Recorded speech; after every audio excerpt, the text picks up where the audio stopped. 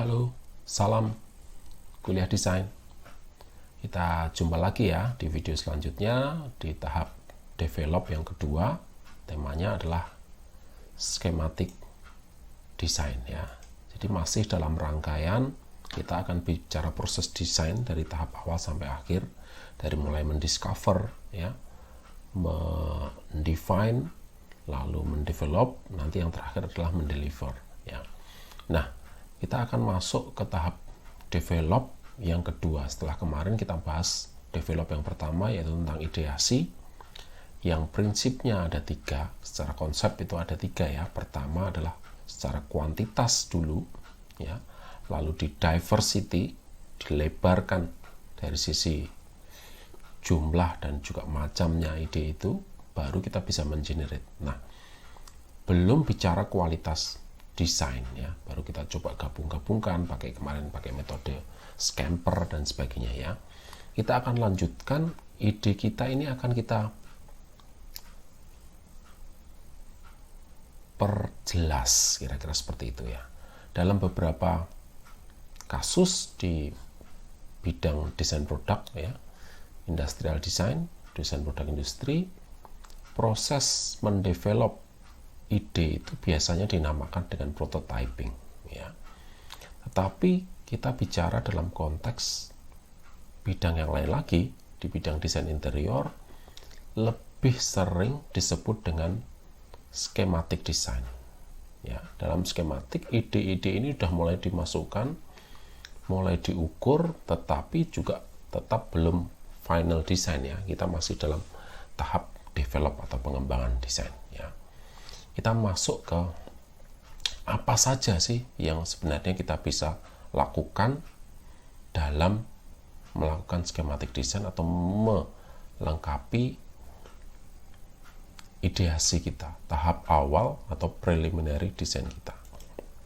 Nah, yang pertama, kita pasti yang namanya desain interior, sebelum kita merancang secara visual ya,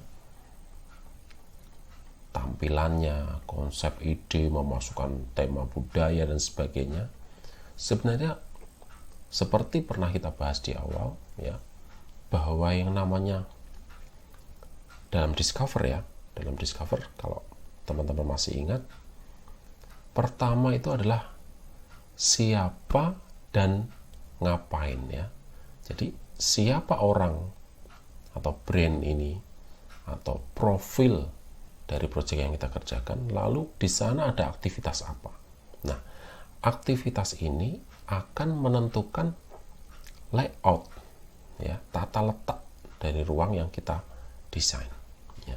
Jadi sebelum kita masuk lebih lanjut ke dekoratifnya dan sebagainya, kita akan bicara tentang tata letak ruang ya. Apa saja dalam tata letak ruang ya? Setidaknya ada 3 ya. Pertama, aktivitas dan organisasi ruang. Yang kedua adalah sirkulasi dan zoning. Nanti yang terakhir baru kita bisa membuat layoutnya ya.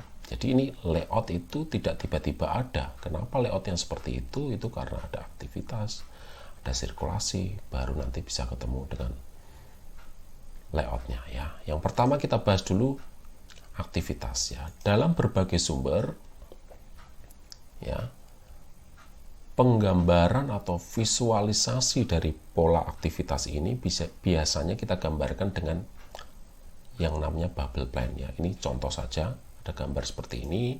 Mungkin di contoh-contoh yang lain bentuknya lingkaran-lingkaran ya, jadi menyerupai bubble. Mungkin kita bisa padu dengan warna-warni. Intinya aktivitas-aktivitas itu dari hasil survei yang kemarin kita sudah kerjakan, bisa nggak kita atur ulang, apakah aktivitasnya demikian ya, bisa nggak kita rubah ya. Misalnya dalam budaya Jepang ya, kalau saya lihat di budaya Jepang, begitu dekat pintu masuk ya, yang pertama adalah tempat menaruh barang-barang seperti sepatu, payung, jaket dan sebagainya. Itu di depan pintu persis itu aktivitasnya adalah itu ya. Sementara di Indonesia, terutama di Jawa, biasanya rumah yang paling depan itu adalah ruang tamu, ya. Jadi aktivitas pertama masuk ruang tamu, ruang yang sebenarnya tidak terlalu dipakai ya, karena akan dipakai saat ada tamu, tetapi tuan rumah pun akan melewati aktivitasnya membuka pintu lalu ke belakang untuk menaruh sepatu dan sebagainya, biasanya di dekat kamar mandi di belakang misalnya. Nah, bisa nggak ini kita ubah gitu ya, aktivitasnya kita ubah, ada nggak peluang untuk berubah ya. Jadi aktivitas ini akan menentukan nanti bentuk rumahnya, tentu saja akan berbeda. Kalau dalam konteks kita membicarakan rumah, kita membicarakan toko misalnya ya, aktivitas di sebuah toko sepatu misalnya ya, pertama kan kita melihat barang, lalu kalau kita cocok dengan barang tersebut, kita akan bertanya ke petugas, Mbak, Mas, saya suka sepatu ini, tetapi saya minta nomor 43 misalnya, nomor sepatu saya 43, tapi yang dipajang mungkin nomornya 41, sehingga saya perlu berkata kepada petugas untuk mencarikan ke dalam gudang sepatu dengan model seperti ini, tetapi nomornya nomor yang berbeda ya. Itu aktivitas toko yang pertama. Bisa nggak kita ubah ya, kita ubah menjadi yang lain. Jadi pertama bukan memilih sepatu, tapi memilih nomor dulu ya. Ini rak khusus nomor 43, sehingga apa yang tersedia di situ kita tidak perlu bertanya lagi pada petugas bahwa saya suka sepatu ini tapi ganti nomor ya, seperti yang kita temui di toko Payless misalnya ya. Jadi aktivitas ini bisa kita atur, bisa kita ubah-ubah ya. Akan jadi menarik ketika project yang multi activity ya, aktivitasnya banyak. Tapi kalau di kamar sendiri mungkin tetap ada ya urutan aktivitas itu, tapi kalau multi activity ya dalam sebuah rumah ya, di sini digambarkan aktivitas di kitchen, aktivitas di living, aktivitas sleeping ya, itu akan mulai lebih banyak di ruang-ruang komersial seperti toko dan kantor, hotel misalnya, bandara, apalagi pengaturan aktivitas ini menjadi sangat penting. Oleh karena itu, kini tren terbaru dari sebuah aplikasi atau website sebenarnya bukan desainer website ya, tetapi desainer UX, kan kita kenal dengan nama UX, User Experience Design. Jadi aktivitas pengguna website itu atau sebuah aplikasi, urutannya itu ngapain saja. Pertama klik ini, lalu masuk ke sini, mengisi apa, keluar lagi. Nah, dalam dunia desain interior, urutan aktivitas ini menjadi menarik untuk kita bisa redesign ya. Nah, ini bisa kita gambarkan dengan yang namanya bubble plan ya. Nah, yang berikutnya setelah kita ketemu urutan aktivitas yang kita buat alternatif ya, mungkin kita bisa bikin bubble plan itu 3 alternatif misalnya ya, urutan aktivitas yang kita bisa buat 3 alternatif. Lalu yang berikutnya tadi sudah saya sebutkan ya, yang berkaitan dengan aktivitas, yaitu organisasi ruang. Bisa nggak kita reorganize ya, dalam gambar ini divisualkan dengan titik-titik ya, atau lingkaran-lingkaran yang misalnya lingkaran yang hitam itu dan lingkaran yang putih itu berbeda ya. Lingkaran yang hitam menunjukkan ruang ini sangat berdekatan ya. Ada juga ruang yang tidak perlu berdekatan, misalnya ruang direktur dan sekretaris ya. Memang harus berdekatan, kalau berjauhan sekretaris tidak bisa menjalankan tugas-tugas mengatur jadwal pimpinannya misalnya. Ada juga, bisa nggak kita ubah ya organisasi ruangnya. Misalnya ruang direktur biasanya kan memiliki view yang paling bagus, dekat jendela, ruangannya luas dan sebagainya ya. Bisa nggak kita ubah ya, kita reorganisasi, karena ternyata dalam suatu survei direktur atau pimpinan ini jarang di kantor. Jadi untuk apa sebenarnya ruang yang luas, besar, memiliki view yang sangat bagus, jendela yang besar melihat pemandangan kota atau pemandangan yang lain, tetapi personnya, orang yang harusnya berada di ruang yang sangat bagus itu justru jarang di kantor. karena beliau ketemu klien, keluar negeri, mencari informasi, peluang-peluang bisnis dan sebagainya. Sehingga bisa nggak kalau kita reorganisasi bahwa justru yang view paling bagus itu ruang karyawan, ya, pegawai kantor itu, yang mungkin sehari bisa 8-9 jam berada di kantor itu di depan komputer. Jadi lebih membutuhkan view bagus untuk meningkatkan produktivitas kantor tersebut justru karyawan, ya. Jadi organisasi ruang ini kita ubah, bisa nggak, ya. Nah, mungkin teman-teman nanti bisa membuat alternatif, ya, ini dekat dengan ini, dekat dengan ini, dekat dengan ini. Kita bisa bikin dalam bentuk yang seperti ini, ya, tabel-tabel seperti ini. Nah, setelah aktivitas dan organisasi ruangnya ketemu, teman-teman desainer interior atau desainer arsitektur, ya, biasanya kita bisa mulai masuk tadi di bubble plan. Sekarang kita mulai masuk ke zoning dan sirkulasinya. Nah, kalau ketemu aktivitasnya, ketemu organisasi ruangnya harus ini dekat dengan ini, dekat dengan ini, kita bisa menggambarkan, mulai masukkan ke dalam ruangnya, ya. Tadi kan masih di luar kotaknya, ukuran berapa kan kita belum tahu, tetapi kita hanya mencoba melihat hubungannya, ya. Nah, sekarang dalam sirkulasi dan zoning coba kita masukkan ke dalam ruang yang memang akan kita desain, ya. Pintu masuknya di situ, masuk ke resepsionis dulu, mungkin bisa sambil menunggu, sambil minum kopi, ya, ruang rapatnya di mana dan sebagainya, ya, kita bisa atur, ya. Misalnya saya pernah melihat sebuah kantor, ya, misalnya kantornya Kaskus, ya, yang didesain oleh Raul Renanda misalnya, ya. Di situ dibuat zona menunggu tamu itu justru seperti lapangan golf mini gitu. Jadi bukan ruang tunggu yang kursi dan sebagainya, ya, tapi justru seperti di lapangan golf itu. Jadi pengunjung akan sambil menunggu di lobinya itu seperti ruang bermain itu. Ini menunjukkan citra perusahaan bahwa zona pertamanya justru seperti ruang bermain, bukan lobi seperti kantor-kantor yang lainnya. Jadi di situ kita bisa mulai menempatkan nih posisinya di mana, ini di mana, dekat pintu, dekat lift, ya, jalur sirkulasi yang amannya berapa orang sih yang lewat di situ, itu kita bisa atur, ya. Nah, nanti teman-teman desainer bisa membuat 3 alternatif misalnya, ya, sebelum kita masuk ke pemilihan nanti di video yang selanjutnya, ya.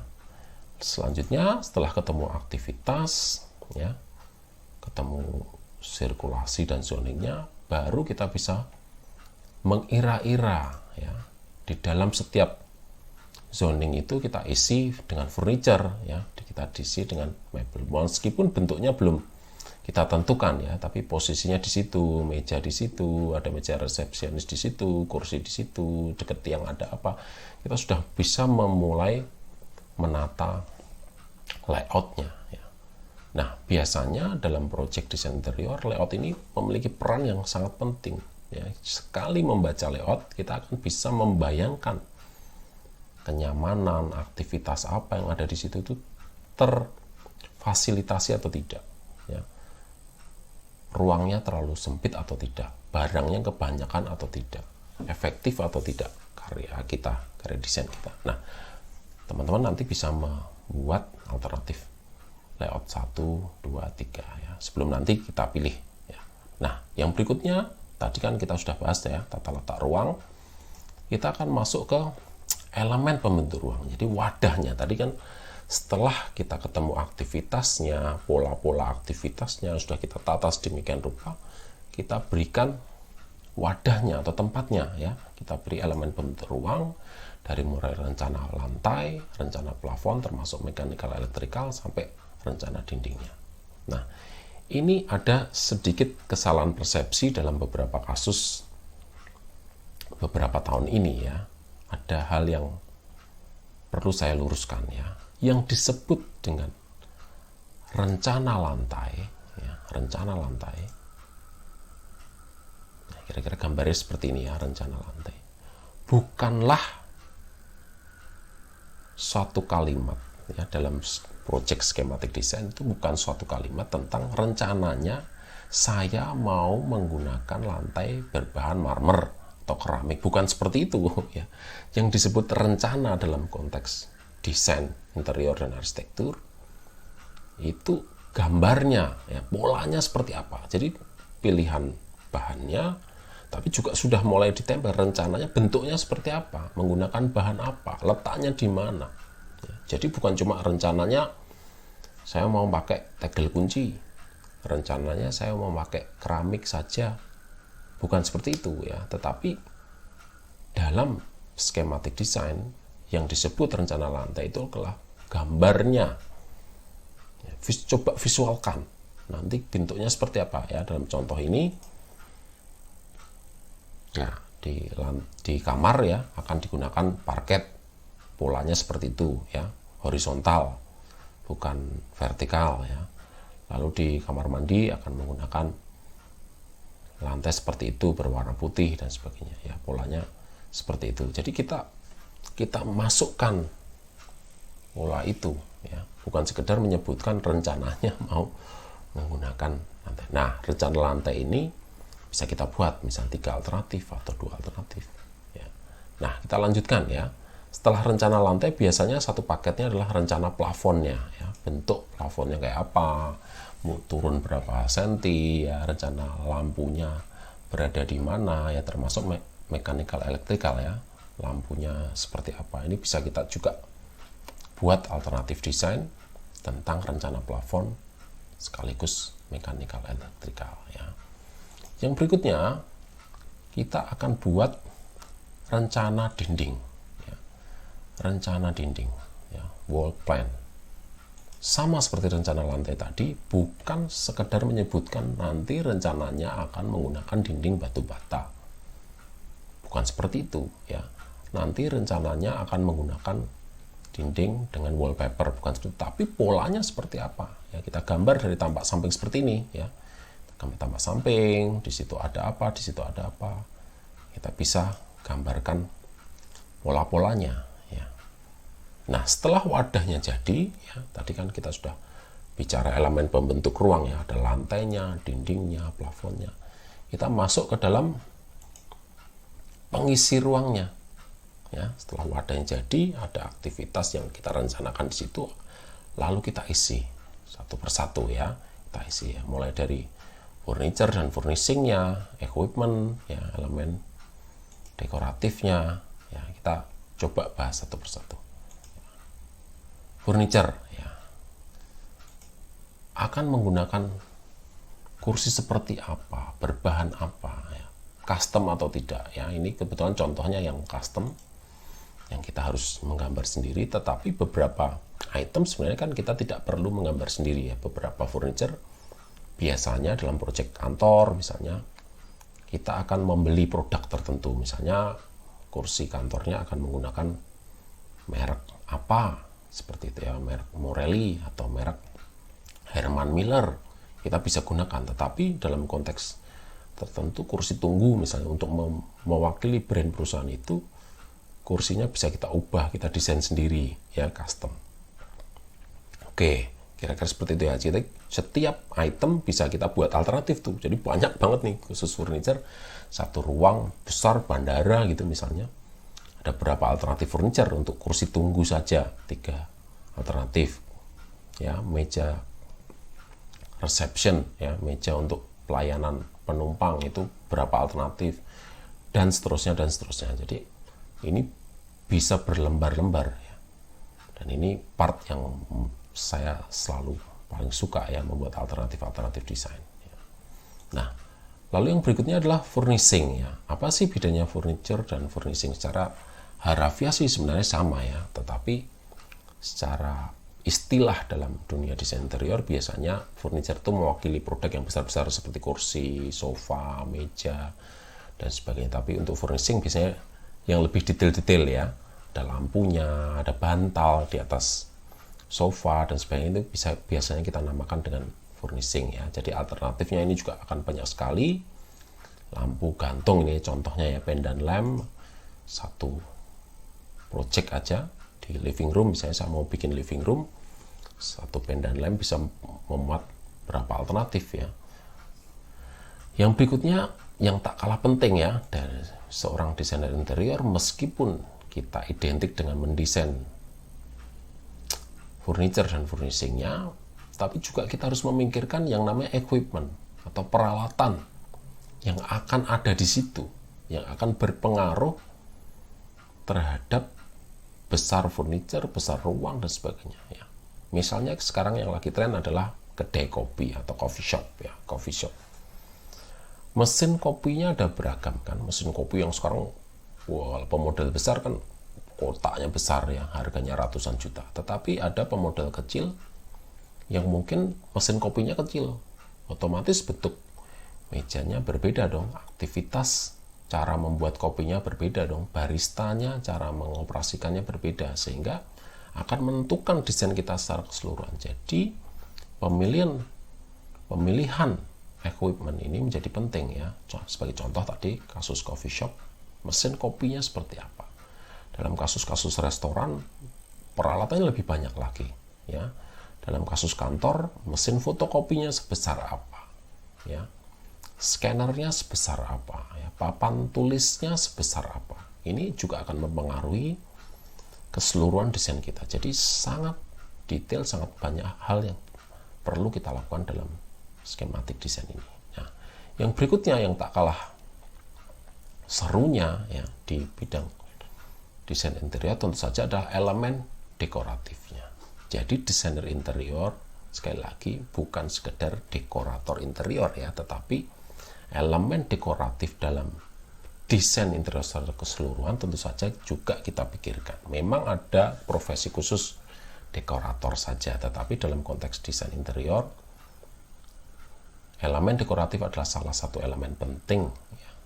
Bagaimanapun, meskipun berfungsi dengan baik, kalau elemen dekoratifnya tidak baik, tidak menarik, biasanya kan judge the book by its cover ya. Jadi kita akan melihat secara tampilan dulu nih ya, elemen dekoratif.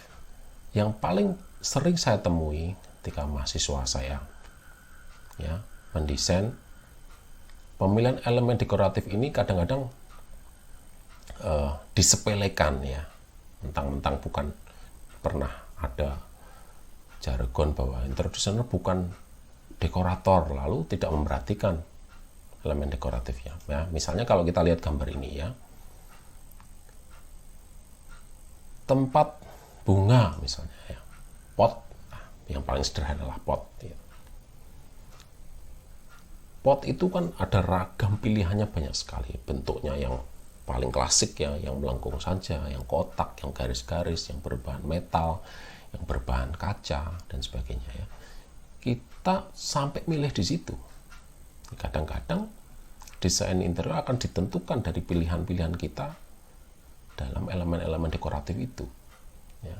Lukisan misalnya, kadang-kadang desainer pemula seringkali asal menaruh lukisan, padahal kalau ruangnya sebenarnya biasa aja, tapi kita meminjam atau berkolaborasi dengan seniman tertentu, misalnya saya pasang di situ lukisannya Andy Warhol, ruangan yang tadinya biasa saja ketika dipasang lukisan Andy Warhol akan berubah drastis hanya gara-gara kita memasang lukisan maestro di situ ya.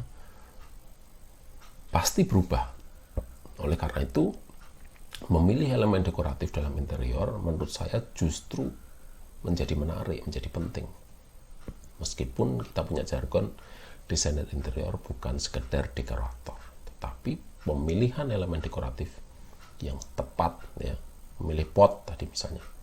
Kadang-kadang teman-teman desainer pemula itu mau pot di sentra industri kasongan aja, yang bentuk seperti itu sudah nggak laku, nggak dilihat orang, dia malah menggambar karena seingat dia ya pot itu bentuknya seperti itu, di rumah dia ada yang seperti itu. Nah, kadang kita perlu mengupgrade ya, seperti yang kemarin dalam video yang Ideation itu kan kita perlu mengumpulkan pengalaman sebanyak-banyaknya sehingga ketika kita butuh memilih ini tinggal mengeluarkan apa yang perlu dikeluarkan. Ya, kira-kira itu untuk pengisi ruang. Nah, setelah tadi kita dari mulai pelajari aktivitasnya, tata letaknya, kita buat wadahnya lalu kita isi, sekarang kita akan lihat yang berikutnya yaitu tata kondisi ruangnya. Ya, tata kondisi ruang. Ini meliputi aspek pencahayaan dan penghawaan. Percuma ruangan sebagus apapun kalau aspek pencahayaan dan penghawaan tidak baik, ruang itu tidak terkondisi dengan baik, tidak akan nyaman ditinggali. Ya. Contoh yang paling sederhana tentu saja adalah tentang pencahayaan. Berapa persen sih rumah di Indonesia ini yang setiap siang harus terpaksa menyalakan lampu dan itu dianggap sebuah kewajaran, ya kan? Maka saya sarankan sebagai desainer, karena kita tinggal di tempat yang tropis, cahaya matahari yang sangat banyak, kenapa kita tidak mendesain sebuah ruang yang siang hari harusnya tidak memerlukan cahaya buatan lampu. Otomatis kita akan memaksimalkan bukaan, ya, jendela, kaca, dan sebagainya, sehingga kita bisa memaksimalkan bukaan dengan baik. Misalnya mengatur pencahayaan alami, misalnya di malam hari, ya, pencahayaan ini sangat penting, ya, pencahayaan sangat penting.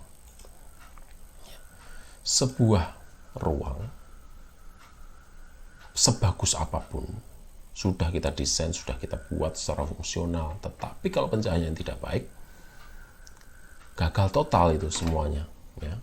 Dalam dunia fotografi atau sinematografi, nomor satu itu pencahayaan, ya. Seperti yang sekarang ini di video saya, pencahayaan, maaf ya, kurang terlalu bagus. Ya. Saya sering lihat itu youtuber itu kan, kadang ruang kos-kosan biasa dan sebagainya, tetapi ketika diberi pencahayaan yang baik, berubah. Jadi bukan mengatur interior dengan mengganti furniture dan sebagainya, tapi dengan mengatur pencahayaan itu bisa memperbaiki situasi di ruang tersebut. Sama juga di interior, efek pencahayaan buatan terutama kalau di malam hari, ya, itu sangat penting. Nah, di siang hari kita bisa membuat efek dari pencahayaan alami. Misalnya kalau kita buat jendela berlubang, ketika matahari dari timur nanti ke barat akan bergeser, bayangannya akan membentuk sesuatu. Jadi tata kondisi ruang dalam konteks ini pencahayaan menjadi sangat menarik untuk kita buat alternatif-alternatifnya, ya. Yang berikutnya, tata kondisi ruang yang berikutnya adalah tentang penghawaan. Ini juga sangat luar biasa penting, terutama kita yang tinggal di negeri tropis, ya. Kondisinya sangat panas, ya.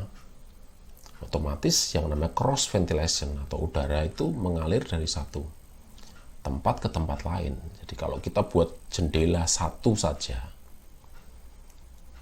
kita kan suka berasumsi bahwa sudah ada jendela besar maka ada angin yang mengalir di kamar kita misalnya.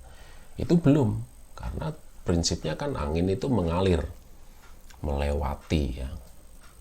Berarti otomatis lubang itu harus 2 minimal, ya kan, di kanan dan di kiri, jadi angin nanti akan berhembus melewati situ, ya. Lalu ada prinsip berikutnya adalah angin itu bergerak, ya kan, dari ruang yang padat, ya, yang biasanya terasa panas itu kan ruangnya padat, ya, secara isi dari udaranya itu padat, ke ruang yang lebih renggang atau lega gitu, ya, sehingga seperti balon itu, ya, ketika kita buat lubang di sebuah balon maka angin kan pasti keluar ke tempat yang lebih renggang, karena di dalam sudah penuh sesak, ini lebih panas biasanya, lalu dia mencari keluar. Nah, biasanya itu bergeraknya itu ke atas, ya, otomatis ruang yang lebih tinggi akan terasa lebih dingin di bawah sebenarnya, karena udara panas itu akan naik ke atas misalnya. Nah, kalau kita buat lubang di atas plafon kita, otomatis pasti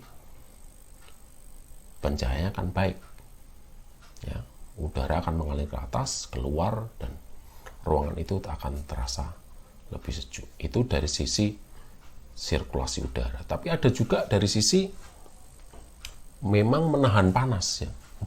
Jadi matahari itu sengaja kita tahan. Misalnya jendela kalau bisa tidak menghadap ke barat ya, sehingga matahari masuk dari barat itu tidak langsung masuk ke rumah, tapi membentur sebuah dinding atau sebuah pohon misalnya. Jadi kita bisa atur gitu.